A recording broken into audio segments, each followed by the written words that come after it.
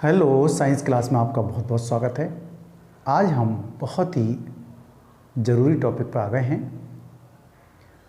क्या है? वही चैप्टर पढ़ रहे हैं हम, चैप्टर नंबर 5 साइंस क्लास में।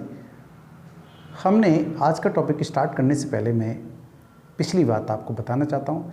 इस समय जो तत्वों का वर्गीकरण कर रहे हैं हम, वो कुछ फेलियर का फैशन चल रहा है, उसको ज़्यादा पढ़ रहे हैं। कैसे? कोई एक वैज्ञानिक फेल हुआ, फिर दूसरा हुआ, फिर तीसरा हुआ, इस तरह से पढ़ रहे हैं। मैंने कुछ वैज्ञानिकों के नाम भी बताए थे उस दिन। जो आपने दुकान रखी थी सब्जी की या परचून की दुकान रखी थी, उसमें सब चीज़ों को अलग अलग कर रखा था, सेट नहीं किया था। उसी तरह से तत्वों का हिसाब भी बड़ा बुरा हो रहा है इस समय। सब तत्व बिखरे हुए हैं, सही ढंग से उनको सेट नहीं कर पा रहा है। कभी वो वैज्ञानिक आता, कभी वो वैज्ञानिक आता। इसमें वैज्ञानिकों का जो सेट करने का सिस्टम है वो चल रहा है, मतलब फेलियर होने का सिस्टम चल रहा है, फेलियर होने का फैशन चल रहा है एक तरह से, हम ये मान के चलें। देखो, सबसे पहले क्या काम किया था, धातु और अधातु को अलग अलग किया था, लेकिन कुछ समय के बाद जो उसमें तत्व आया था वो आया था उपधातु, जर्मेनियम है, इस तरह से एंटीमनी, बिस्मिल वगैरह ये आए थे। तो उसमें दिक्कतें शुरू हो गई थी। और फिर उसके बाद डोबेराइनर के त्रिक समूह आए थे। डोबेराइनर ने बहुत प्रयास किया था, 3 त्रिक ही बना पाए वो, और उस समय ज्ञात तत्वों की संख्या 30-32 रही होगी, और बाकी तत्व इस तरह से रह गए, वो फेल हो गए। ठीक, इसके बाद आते हैं डोबेराइनर के बाद आते हैं न्यूलैंड का अष्टक नियम। न्यूलैंड का अष्टक नियम ने बड़ा बढ़िया सेट किया था, और उन्होंने, संगीत प्रेमी थे तो संगीत के हिसाब से तत्वों को सेट कर दिया। पहले वाले तत्व के जो गुण हैं वो 8वें वाले तत्व से सिमिलर, मेल खाते हैं, इसलिए उन्होंने एक सारणी प्रस्तुत करी। लेकिन वो भी कैल्शियम के बाद वाले तत्वों को ज़्यादा सेट नहीं कर पाए, और उन्होंने भी बढ़ते हुए परमाणु भारों के, बढ़ते हुए परमाणु द्रव्यमान के क्रम में वो इंक्रीजिंग ऑर्डर में लगा दी थी। एटॉमिक मास के इंक्रीजिंग ऑर्डर में वो सारणी बनाई थी उन्होंने, और बहुत बढ़िया बनाई थी, इसमें कोई दो राय नहीं। लेकिन एक जाते जाते कमी कर गए। उन्होंने कहा दुनिया में उस समय 56 तत्व ज्ञात थे, 56। उन्होंने कहा 56 से ज़्यादा तत्व है ही नहीं दुनिया में, आएंगे नहीं। एक जाते जाते एक कमी और कर गए, वो बता गए अपने मुंह से। फिर इसके बाद आते हैं बहुत ही फेमस वैज्ञानिक, एक मेंडलीफ। तो आज हम मेंडलीफ को पढ़ेंगे। मेंडलीफ का जो सारणी है बहुत ही ज़रूरी है। हालांकि आपको सारणी का अध्ययन नहीं करना है, लेकिन उनके गुणों को पढ़ना है। सारणी बनाई कैसे इन्होंने, क्या इनके गुण हैं, क्या इनके दोष हैं, किस तरह, किस ढंग से सारणी बनाई है, तो उन्हीं के विषय में आइए आज हम पढ़ते हैं मेंडलीफ को। मेंडलीफ की आवर्त सारणी बहुत ज़रूरी नियम है। चलो देखते हैं क्या है मेंडलीफ की आवर्त सारणी। तत्वों के वर्गीकरण का मुख्य श्रेय, मतलब जो क्रेडिट जाता है दुनिया में, अगर हम जब तक केमिस्ट्री पढ़ेंगे, आने वाली पीढ़ियां केमिस्ट्री को पढ़ेंगी, तो मेंडलीफ को कभी नहीं भूल पाएंगी। मेंडलीफ को हर स्टूडेंट को पढ़ना पड़ेगा जब तक केमिस्ट्री वो पढ़ेगा, क्योंकि मेंडलीफ ही के ऐसे वैज्ञानिक थे जिन्होंने सारणी को सही ढंग से रूप दे दिया। बाकी फेलियर होते रहे, हालांकि इसके बाद भी संशोधन हुए, बाकी बात अलग है, लेकिन जो उन्होंने रूप दिया है उसी को आधार मानते हुए फिर आगे वैज्ञानिक भी चलते रहे हैं, कि उनमें संशोधन करते रहे हैं। ठीक है, लेकिन मेंडलीफ को आज हम पढ़ रहे हैं, बहुत ही ज़रूरी इनका नियम है, सिद्धांत है, वो उनको याद भी आपको करना है। मेंडलीफ ने क्या काम किया था कि जो एलिमेंट थे, जो तत्व थे, उनके परमाणु द्रव्यमानों के बढ़ते हुए क्रम में सारणी बनाई थी उन्होंने। उनके रासायनिक और भौतिक गुणों को में क्या क्या समानता हैं, इनके आधार पर सारणी बनाई थी, और वही कहलाई मेंडलीफ की आवर्त सारणी। ओके, पढ़ लेते हैं इसे क्या है। देखिए, तत्वों के वर्गीकरण का मुख्य श्रेय रूसी रासायनिक डिमित्री इवानोविच मेंडलीफ को जाता है। इनका नाम था डिमित्री, रूसी वैज्ञानिक थे डिमित्री इवानोविच मेंडलीफ को जाता है। क्या है? उस समय ज्ञात तत्वों की संख्या मात्र 63 थी। देखिए, न्यूलैंड का अष्टक नियम था, उस समय 56 तत्व थे, 56 को सेट नहीं कर पाए थे। लेकिन मेंडलीफ थे तो उस समय ज्ञात तत्वों की संख्या खोजी जा रही लगातार भाई, और आप जान रहे हैं आज 118-120 के आसपास तत्व हैं। तो उस समय तत्व जो थे वो 63 थे। 63 को उन्होंने बहुत ही बढ़िया ढंग से सेट कर दिया है। देखिए, भविष्यवाणी भी बहुत की थी उन्होंने, वो भविष्यवाणी भी हम सीखेंगे। क्या है? उन्होंने सारणी का मूल गुणधर्म तत्व का परमाणु द्रव्यमान का बढ़ता क्रम एटॉमिक मास के बढ़ते हुए क्रम और रासायनिक गुणों में समानता के आधार पर सारणी को बनाया। सारणी में क्या ऐसी सारणी रही जो उन्होंने बनाया? देखिए क्या हुआ कि उस समय 63 तत्व ज्ञात थे, तो उन्होंने ताश के 63 पत्ते ले लिए और उन्होंने 63 पत्तों को हाइड्रोजन से और ऑक्सीजन के बनने वाले यौगिकों के हिसाब से उन्होंने एक सारणी बनाते चले गए। मैं इसको पहले पढ़ लेता हूँ, फिर आपको बताता हूँ क्या है। देखिए 8 ऊर्ध्व स्तंभ समूह, जिनको ग्रुप या समूह या वर्ग भी कहा जाता है, ध्यान रखें, और 6 क्षैतिज पंक्तियों को आवर्त या श्रेणियाँ या इसको पीरियड भी कहते हैं। 6 क्षैतिज पंक्तियाँ थी कुछ इस तरह से हैं, या इसको आवर्त या पीरियड कहते हैं। बताऊंगा अभी क्या है इसका मूल आवर्त नियम सिद्धांत। इसको बहुत ही जरूरी है, आपको ये यहाँ से लेकर यहाँ तक की लाइन याद करना बहुत ही जरूरी है, ये वाली। ओके, तत्वों के गुणधर्म, तत्वों के गुणधर्म का एलिमेंट के जो गुणधर्म थे, गुणधर्म होते हैं देखो भौतिक गुण और रासायनिक गुण। भौतिक गुण तो हमें देखने से मिलता है कि ठोस है, मुलायम है, द्रव है, कलर कैसा है, ये सब भौतिक गुण में आता है। लेकिन वो किसके साथ क्रिया करके क्या बनाएगा, वो रासायनिक गुण के अंतर्गत आता है। तो भौतिक गुण और रासायनिक गुण को मैंने एक ही शब्द में लिखा है गुणधर्म। उनके परमाणु द्रव्यमान का आवर्त फलन होते हैं। परमाणु द्रव्यमान, जैसे जैसे हम परमाणु द्रव्यमान को बढ़ाएंगे वैसे वैसे उनके गुणधर्म भी क्या होंगे, बढ़ेंगे, आवर्ती फलन होंगे। आवर्ती फलन का मतलब रिपीटिशन करेंगे, एक निश्चित समय अंतराल के बाद वो रिपीट करेंगे, मतलब आवर्त करेंगे। ठीक है, नहीं समझ गए, रिपीटेशन होगा, आवर्त का समझ गए। आवर्त शब्द का समाधान यही है इसका कि वो तत्वों के गुणधर्म जो हैं उनके परमाणु द्रव्यमान हैं, परमाणु द्रव्यमान बढ़ेगा तो उसके गुणधर्म जो हैं वो आवर्त फलन होते हैं। ऐसा करेंगे, क्या है, तत्वों के भौतिक तथा रासायनिक गुण उनके परमाणु द्रव्यमान के आवर्ती फलन होते हैं। या फिर इसको लिख रहे हैं कि तत्वों के गुणधर्म उनके परमाणु द्रव्यमान का आवर्त फलन होते हैं। ओके, समझ में आ गई होगी बात? नहीं आ रही समझ में तो ऐसा समझिएगा। देखिए कि जैसे हम या ध्यान रखें कि हम सुबह जगे 7 बज गए, फिर 60 मिनट के बाद 8 बजेंगे, फिर अगले 60 मिनट के बाद हम क्या बढ़ा रहे हैं, हम जो बढ़ा रहे हैं इस समय मिनट को देख रहे हैं, तो बढ़ क्या रहे हैं, हमारे बजे बज रहे हैं, 7 बज रहे हैं, फिर 8 बज रहे हैं, फिर 9 बज रहे हैं।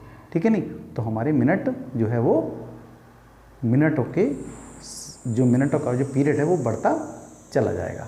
ओके, तो वही मतलब है कि गुणधर्म जो है किस पर डिपेंड कर रहे हैं, वो परमाणु द्रव्यमान पर डिपेंड कर रहे हैं। परमाणु द्रव्यमान जैसे जैसे बढ़ाते जाएंगे तो उनमें एक आवर्तता आएगी, मतलब उनमें एक रिपीटिशन होगा, वही यहाँ लिखा गया है।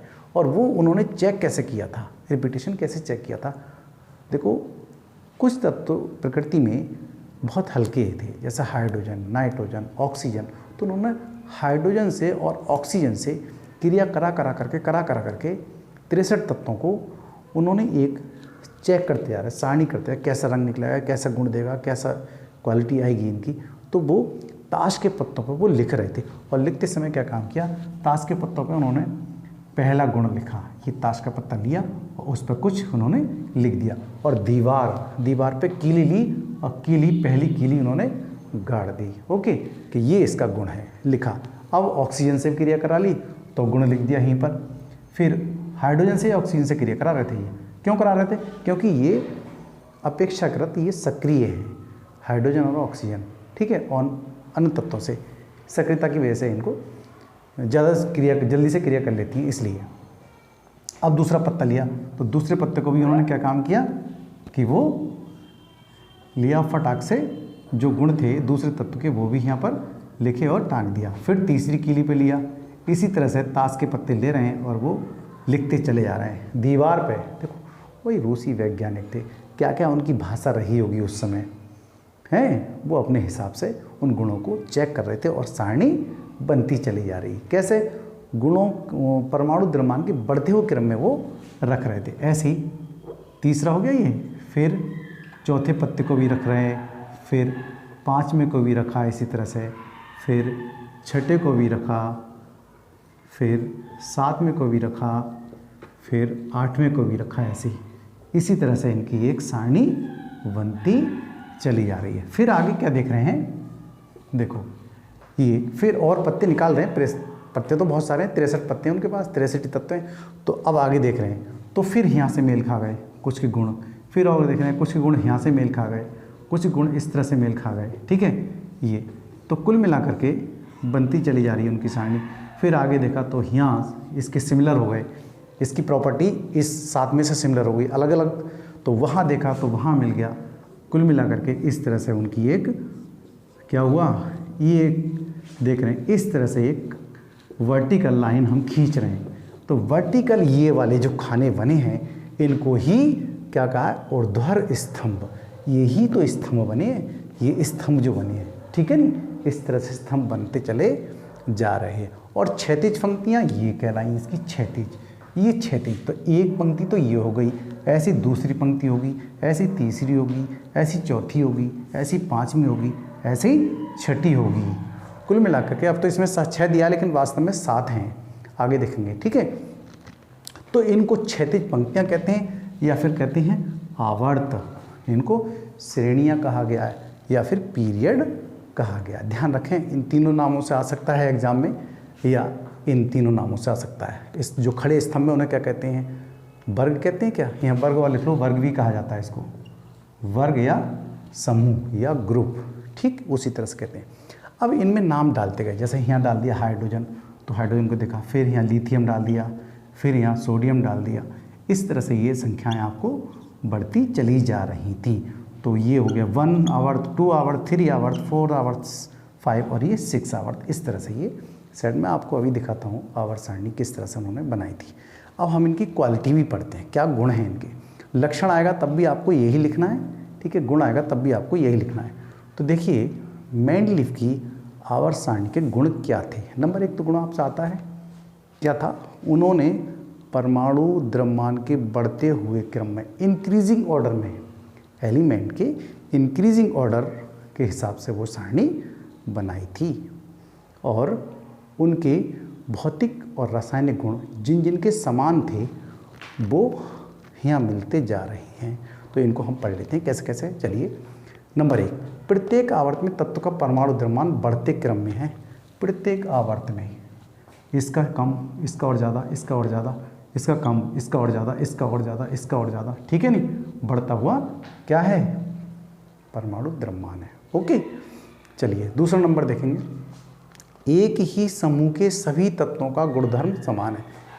ये देखो इनका गुणधर्म कैसा है, इनकी प्रॉपर्टी कैसी, बिल्कुल समान है। ओके, समझ में आ गई।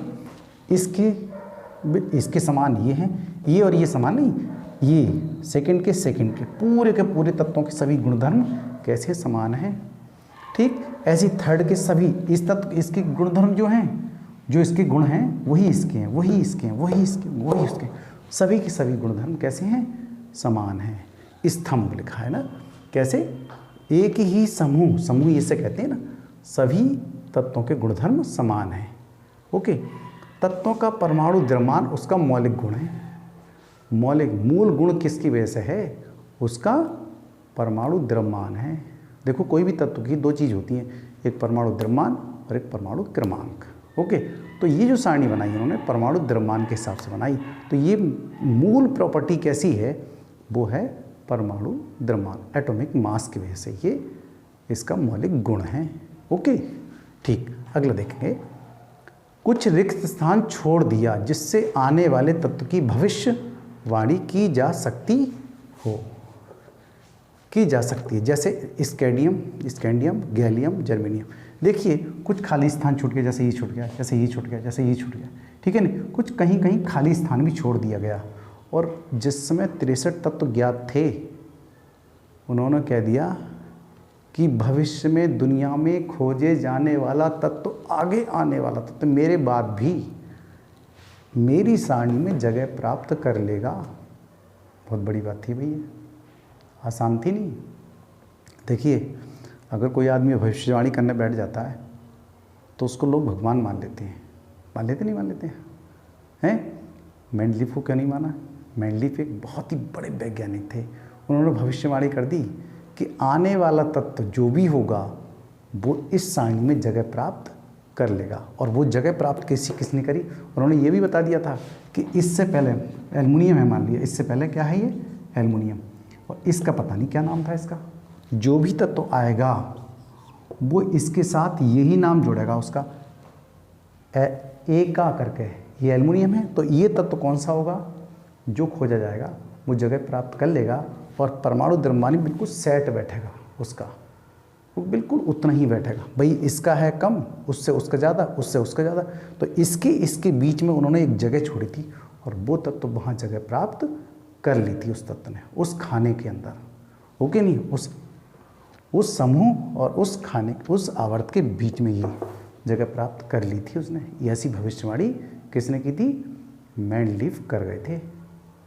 और जो खोजे जाने वाला तत्व, जैसे ये इसके नीचे ये आ गया तो नाम इसका रखा उन्होंने एका एल्युमिनियम, मतलब इसका नाम है एका एल्युमिनियम, एका गैलियम, एका सिलिकॉन, मतलब एका शब्द जो है वो संस्कृत का एक उपसर्ग है, ठीक है नहीं। तो इसका नाम रखा एका, इसका नाम आएगा एका एल्युमिनियम। अगर इससे नीचे आएगा तो जो तत्व यहाँ होगा तो आएगा एका बोरान।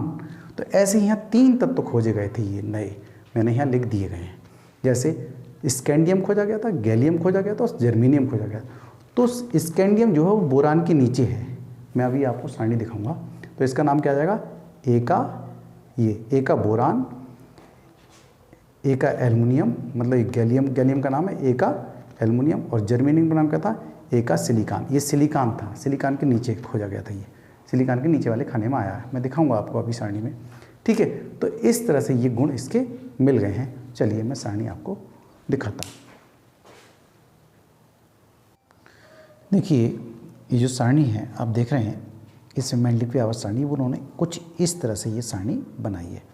इसमें हाइड्रोजन से और ऑक्सीजन से क्रियाएं करवाई हैं लगातार। RO2 लिखा है, RH4 लिखा है, R2O5 लिखा है, RORH लिखा है, इस तरह से नहीं लिखा है ये। तो ये जो क्रियाएं करवाई हैं इनकी ऑक्सीजन से और हाइड्रोजन से करवाई हैं। जैसे जैसे इनमें 2 चीज़ और हैं, इनमें प्रत्येक समूह को 2 भागों में बांटा, A B A B A B A B A B A B A B, ठीक है। इस तरह से प्रत्येक समूह को हर एक 2 भागों में बांटा है। देखिए इस जो खाने हैं ये वाले, यही आवर्त हैं ये वाले, इस तरह से, ठीक है। ये हॉरिजॉन्टल हैं और ये वाले वर्टिकल खाने हैं, ये वर्टिकल खाने हैं, ओके। ऊपर ये स्तंभ हैं, तो स्तंभ को हम क्या कहते हैं? वर्ग, समूह या ग्रुप। तो यहाँ हमें देखने को क्या मिल रहा है कि ध्यान से देखें, देखो हाइड्रोजन 1.008 है, तो फिर इसके बाद जो तत्व आया वो है लिथियम 6.939, फिर ये आया, फिर ये आया, फिर ये आया, फिर ये बढ़ते हुए क्रम दिखाई दे रहा है। लेकिन हम यहाँ देख रहे हैं इसके बाद देखिए ये है स्कैंडियम, ये वाला दिख रहा है, और ये है गैलियम, और फिर है जर्मेनियम। तो यहाँ हम जर्मेनियम को भी देख लेते हैं, ये गैलियम है, ये जर्मेनियम है, ये स्कैंडियम है, ये तीनों एक ही जगह दिखाई दे रहे हैं लगभग। देखो ये भी पास में ही पास। तो इसका जो नाम रखा है स्कैंडियम का वो इस हिसाब से रखा जाएगा। देखो बोरान ये है तो इसका नाम इस हिसाब से, तो एका बोरान, देखो क्रम क्या है, देखो ये इसके नंबर का, ये इसके नंबर का, ऐसे ही आएगा। भाई पहला है तो पहले नंबर का ही आएगा, दूसरा खोजा गया बाद में तो दूसरे नंबर का ही आएगा। तो क्या आएगा? एका बोरान, इसका नाम है एका बोरान। बाद में स्कैंडियम कर दिया गया। फिर इसका नाम क्या? जर्मेनियम का एका एल्युमिनियम, ठीक है। ये इन्होंने ही ये क्वालिटी दी थी, किसने? मेंडलीफ ने, कि ये संस्कृत का शब्द है, संस्कृत का एक शब्द है, उपसर्ग लगा करके नाम दिया जाता है, ओके। ऐसे ही यहाँ पर जर्मेनियम, तो जर्मेनियम का नाम क्या है? यहाँ से रखा जाएगा, ठीक है। पहला और दूसरा इस वाले से, क्योंकि दूसरा तत्व तो ही है, तो क्या हो जाएगा? सिलिकॉन, एका सिलिकॉन, इसका नाम एका सिलिकॉन रखा गया, ओके। कोई बात नहीं, ये सारणी आपको याद नहीं करनी भाई, लेकिन आपको इसकी क्वालिटी ज़रूर देखनी, क्या क्या इसके अंदर क्वालिटियाँ हैं। तो ठीक है, आप समझ गए होंगे क्वालिटियाँ क्या है। इसमें एक खास बात आपको बता दूं अभी। देखिए यहाँ इन सारणी की हमने इनकी तारीफ तो बहुत पढ़ ली, किसकी? मेंडलीफ की। तो कुछ और भी देख लेते हैं, दोष भी होंगे इसके अंदर, क्या दोष हो सकते हैं। देखो यहाँ कुछ चीज़ आपको एकदम स्पष्ट दिखाई दे जाएंगी दोष में। देखें बताया था इन्होंने कि परमाणु द्रव्यमान के बढ़ते हुए क्रम में हमने सारणी बनाई है। तो आपको यहाँ नहीं दिखाई दे रहा है, देखो 55 है, 55 आयरन है Fe, तो कोबाल्ट कितना 58 है, तो भी निकल 58.71 है और कोबाल्ट कितना 58.93, तो भाई ये तो बढ़ा हुआ हिस्सा है और ये कम है। तो इसका मतलब क्या है, बढ़ते हुए क्रम में, तो ये बात तो फेल हो रही है इनकी। क्या ये तो है पहले बढ़ा हुआ रख दिया फिर कम रख दिया बाद में। ओके, किसी और तरह से और चीज़ को भी देख लेते हैं। देखो यहाँ देखो सामने, ये 24 मैग्नीशियम है, तो एल्युमिनियम कितना है 29 है, 24 के बाद ठीक है 29, लेकिन 28 क्यों आ गया फिर यहाँ पर, सिलिकॉन को 28 कर दिया, मतलब 29 से 28 पे आ गए हम, जबकि बढ़ते हुए क्रम में हम इस सारणी को बना रहे हैं। तो ये इनकी कमी रही, किसकी, मेंडलीव की। भाई अब तक हमने बहुत तारीफ सुनी थी मेंडलीव की, तो हम कमी को भी देखेंगे, कमी क्या थी। तो आती है ये मेरिट, डीमेरिट, गुण और दोष। दोष बताइए मेंडलीव की सारणी के दोष क्या हैं, तो हम दोष को भी अब पढ़ रहे हैं। ओके, देखिए अब दोष में हम ये भी देख लेते हैं कि समान गुणों वाले तत्वों को इन्होंने कहाँ रखा है, किस तरह से रखा है। समझ में आ रही होगी बात आपकी, ठीक है। क्या मतलब, अधिक द्रव्यमान वाले तत्व पहले और कम द्रव्यमान के बाद में रखे गए। देखो भाई ये तो कम द्रव्यमान का था 28, तो इसको बाद में रख दिया, जबकि इसको यहाँ रखना चाहिए, तो इसको मतलब और अधिक द्रव्यमान का बाद में रखना चाहिए, क्योंकि परमाणु द्रव्यमान के बढ़ते हुए क्रम में सारणी को ये बना रहे हैं। तो इनके अंदर ये भी कमी निकल आई। देखो भाई कमियाँ हम पढ़ रहे हैं, ध्यान रखें, ये कमियाँ और गुण जरूर आएगा, ध्यान रखें। और कुछ भी देखें, देखिए समान गुणों वाले तत्वों को अलग अलग समूह में रखना। देखो समान गुण है, देखो प्लेटिनम ये है, यहाँ पर दिखाई दे रहा है आपको प्लेटिनम, ये अपनी देखेंगे अपनी NCERT की बुक को निकालेंगे और 92 पृष्ठ है, प्लेटिनम ये है। और प्लेटिनम के गुण किससे मेल खाते हैं, प्लेटिनम और गोल्ड तो भाई साथ ही हैं दोनों। देखो ये कहाँ रख दिया इन्होंने, प्लेटिनम को यहाँ रख दिया 8वें समूह में, और गोल्ड को कहाँ रख दिया, पहले समूह में। और एक खास बात और दिखाई दे रही है, इन्होंने ए बी सबको बांट दिया, लेकिन 8वें समूह को क्यों छोड़ दिया। देखो 8वें समूह में इन्होंने कुछ भी नहीं लिखा, यहाँ पर देखो दिखाई दे रहा है, कुछ भी AB समूह में बांटा ही नहीं है, ठीक। इनको संक्रमण श्रेणी तत्व भी कहा जाता है। ये छोटी छोटी कमियां हैं, मैंने कमियां भी बोर्ड पे आपको लिखी हुई बताऊंगा कैसे। और फिर आगे कमी देखेंगे, असमान गुणों वाले तत्वों को एक ही समूह में रखना। देखिए यहाँ ये लिथियम है, सोडियम है, पोटेशियम है, तो फिर कॉपर से क्या मतलब, ये तो भाई क्षार धातु हैं और ये तो क्षार धातु नहीं है। कॉपर, चांदी, गोल्ड, सोना, तो इनको भी साथ रख दिया, जबकि ये साथ नहीं होने चाहिए थे। समझ में आ गई होगी बात आपके, ठीक है। तो ये चीज़ भी इनके अंदर कमियां आ गई हैं। हाँ, तो सारणी आपने देख ही ली, ठीक है।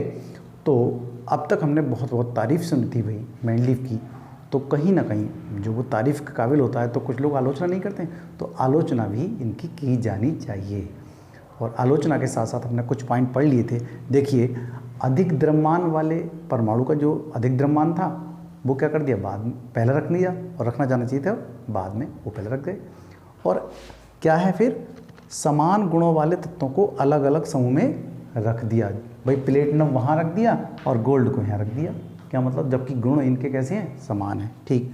तो यहाँ लिख देता हूँ मैं, क्या है, प्लेटिनम समान गुणों। तीसरा पॉइंट देखेंगे, असमान गुणों वाले तत्वों को एक समूह में रखना। देखिए सोडियम थे, पोटेशियम, ये सब क्षार धातु हैं, तो इनके साथ क्या कर दिया इन्होंने, गोल्ड को भी रख दिया, चांदी को भी रख दिया और कॉपर को भी रख दिया। ये क्षार धातु थोड़ी हैं, ये तो सिक्का धातु हैं। सिक्का आप समझ रहे हैं ना, इनके सिक्के बनाए जाते हैं, आभूषण बनाए जाते हैं, ये तो सिक्का धातु हैं। ये हैं क्षार धातु, ये क्षार धातु के साथ उन्होंने सिक्का धातु भी रख दिया, गुण तो अलग अलग हो गए इनके। तो बता तो रखा है, असमान गुणों वाले तत्वों को एक समूह में रख दिया, ये बात इनकी गलत रही। अब नंबर 4, सारणी में समस्थानिकों का स्थान निश्चित नहीं है। अब आप समस्थानिक समझिए, क्या है समस्थानिक, लेकिन समस्थानिकों में भार तो उनका अलग अलग होता है। जैसे आप जानते हैं कि हाइड्रोजन के 3 समस्थानिक थे, जैसे 1H1, 1H2 और 1H3।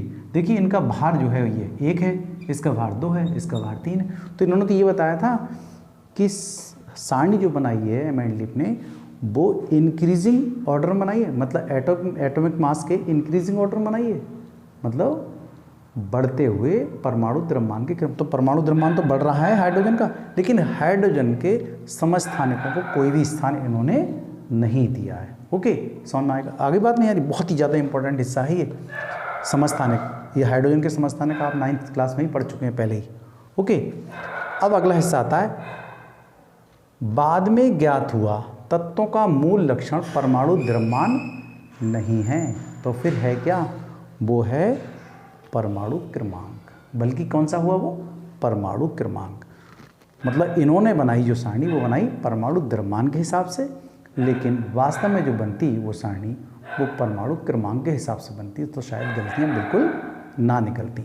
चलिए मैं एक और बात बताऊं, इसमें इसी के क्रम में आप जोड़ सकते हैं इसके, लेकिन भाई तारीफ तो बहुत की है उनकी, इनसे स्टार्ट तो इन्होंने करी, मैंडलीफ ने तो स्टार्ट करी। अगर मैंडलीफ स्टार्ट नहीं करते सारणी को बनाना तो सारणी संभव नहीं थी। तो मैंडलीफ को क्रेडिट जाता है पहली सारणी बनाने का, इसलिए उनको नोबेल पुरस्कार भी मिला था। ओके, देखो मैं यहाँ क्वालिटी और बता दूँ अभी आपको। यहाँ इसमें फर्स्ट ग्रुप की जो संयोजकता है वो पहली होगी, दूसरे ग्रुप की संयोजकता 2 होगी इसकी, और तीसरे ग्रुप की 3 होगी, चौथे ग्रुप की 4 होगी, और 5वें ग्रुप की क्या होगी? 3। हम 8 में से 5 घटाएंगे, ये बात हम पहले भी जानते हैं। ओके, और फिर क्या होगी? छठे की कितनी जाएगी? 2।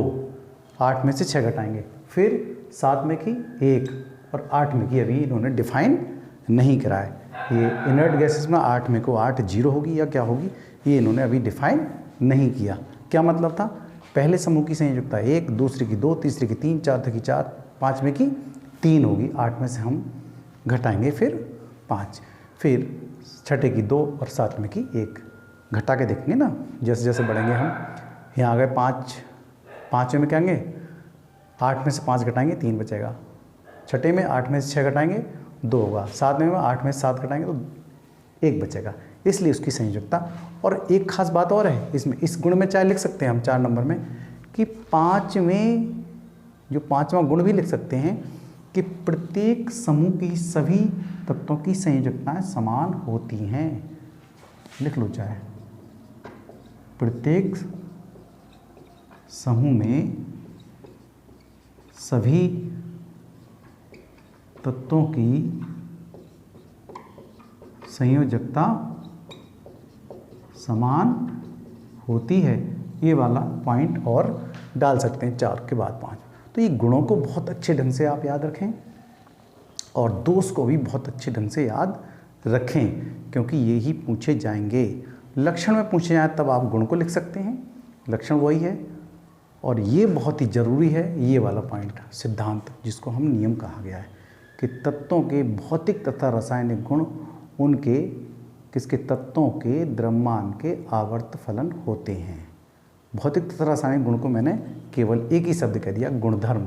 तत्वों के गुणधर्म उनके परमाणु द्रव्यमान का आवर्त फलन होते हैं, अर्थात वो बार बार रिपीट होते हैं, इसलिए उन्होंने वो सारणी बना दी है। इस तरह से ये सारणी अब कंप्लीट हो जाती है। तो ये भी फेल हो गए, तो इसके बाद कौन सी सारणी आएगी वो भी हम पढ़ेंगे, वो है फिर मोजले की सारणी। ठीक है नहीं, इस तरह से कोई बात नहीं, लेकिन बहुत ही झंडे गाड़े हैं किसने? मेंडलीफ ने। चलिए आगे पढ़ते हैं। बहुत बहुत धन्यवाद।